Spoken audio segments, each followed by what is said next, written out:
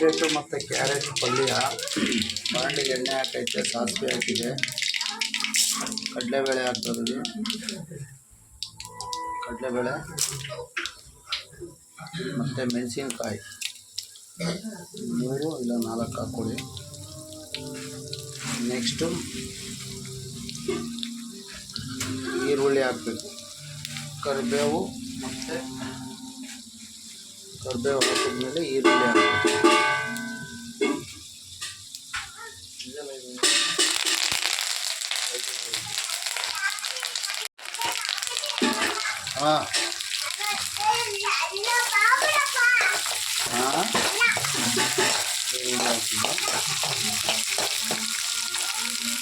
Salt ಸ್ವಲ್ಪ salt ಹಾಕೋಬೇಕು, ಈರುಳ್ಳಿ ಎಲ್ಲ ಚೆನ್ನಾಗಿರುತ್ತೆ.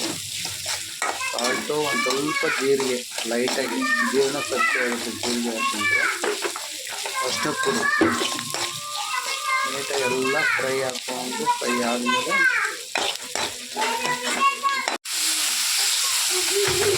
2 ಟೊಮೊಟೊ ನೆಕ್ಸ್ಟ್ ಕೊತ್ತಂಬರಿ ಸೊಪ್ಪು ಹಾಕಬೇಕು.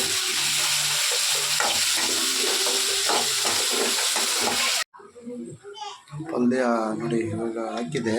ಬೀಟ್ರೇಟು ಮತ್ತು ಕ್ಯಾರೆಟು ಸಣ್ಣ ಉರಿಲಿ ನೀಟಾಗಿ ಬೇಯಿಸ್ಕೋಬೇಕು. ಇದೆಲ್ಲ ಸಣ್ಣ ಉರಿಲೇ ಕೊಡಬೇಕು. ನೀಟಾಗಿ ಎಲ್ಲ ನೀರಿನ ಅಂಶ ಎಲ್ಲ ಹೋಗ್ಬೇಕು, ಅದು ಚೆನ್ನಾಗಿ ನೀಟಾಗಿ ಬೇಯಿಸ್ಬೇಕು. ರೆಡಿ ಆದಮೇಲೆ ನಿಮಗೆ ವಿಡಿಯೋ ಹಾಕ್ತೀನಿ ನಾನು. ನೆಕ್ಸ್ಟ್ ಬೀಟ್ರೇಟು ಮತ್ತು ಕ್ಯಾರೆಟು ಪಲ್ಯ ಚಪಾತಿ.